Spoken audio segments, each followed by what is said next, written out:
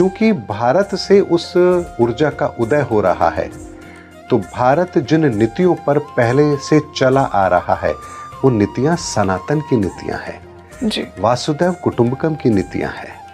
तो हम उन नीतियों पर चलते आए हैं जो सनातन की नीतियां हैं, जिन्होंने हमेशा से विश्व को एक आदर्श स्थापित करने का एक रास्ता जिसे दिखाया है, अगर पूरे विश्व को, तो भारत है।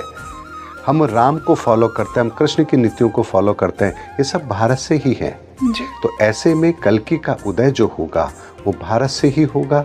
उनकी नीतियां पूरा विश्व फॉलो करेगा और सनातन का जब उदय होगा तो संपूर्ण विश्व सनातन विश्व होगा। यानी ये वो चेंजेस हैं जिसके बारे में अगर मैं साधारण शब्दों में आपसे कहूं, हमने एक पॉडकास्ट में जब डिस्कस किया तो हमने ऊर्जाओं के लेवल पर किया था। आज हम भौतिक लेवल पर उस चीज की बात कर रहे हैं कि अच्छा ठीक है, ऐसा होगा तो धरती पर इसका क्या प्रभाव होगा।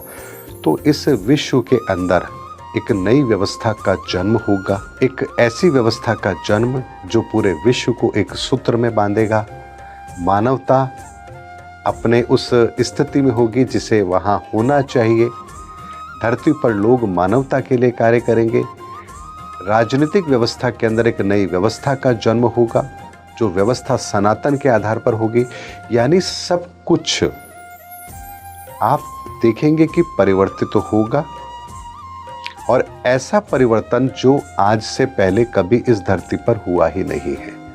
और इसीलिए मैं आपसे कह रहा हूं कि धर्म युग की स्थापना का कार्य है, और जब कोई चीज नई स्थापित होती है तो पुराने बहुत सारे पैरामीटर होते हैं जिन्हें डिमोलिश होना होता है।